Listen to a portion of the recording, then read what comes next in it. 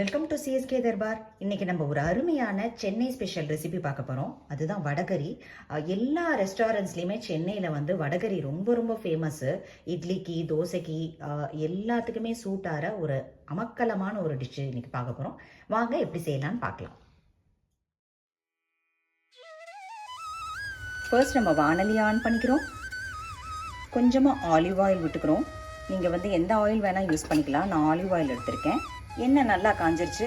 இப்போ வந்து நம்ம சோம்பு, கிராம்பு, பட்டை எல்லாமே சேர்த்துக்கிறோம்.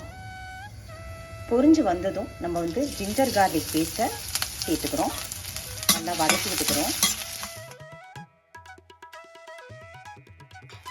இந்த சமயத்தில் நான் ஒரு வெங்காயம் ஃபுல்லாக நறுக்கி வச்சுருக்கேன் பொடி பொடியாக, அதையும் சேர்த்துக்கிறோம்.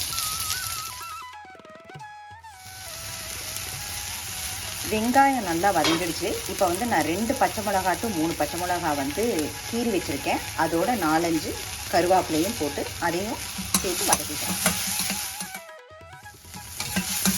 வெங்காயம் நல்லா பொன்முழுவலாக வதங்கிருச்சு. இப்போ வந்து நான் வந்து 1.5 to 2 தக்காளி வந்து குட்டி குட்டியாக ஆஞ்சி வச்சுருக்கேன்.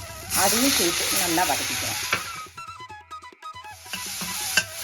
வதங்கும் போதே 1/2 டீஸ்பூன் மஞ்சள் பொடி, 1/2 டீஸ்பூன் தனியா பொடி, 1 டீஸ்பூன் தனியா பொடி போட்டுக்கோங்க, 1 டீஸ்பூன் கரம் மசாலா சேர்த்துட்டு கொஞ்சோண்டு பெருங்காயம், உப்பு சேர்த்து இதையும் நல்லா வதக்கி விட்டுக்கோங்க.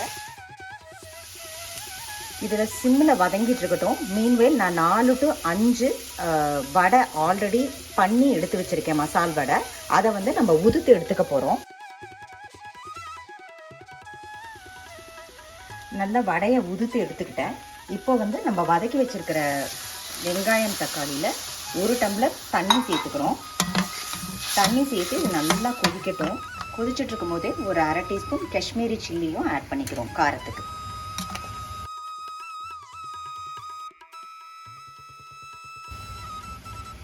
நல்லா கொதிச்சிருச்சு. 5 to 8 நிமிஷம் நல்லா கொதிக்க விட்டுட்டேன். இந்த சமயத்தில் நம்ம உதுத்து விட்டுருக்கிற வடையை நம்ம சேர்த்துக்க போகிறோம். நல்லா குத்தி விட்டு போங்க.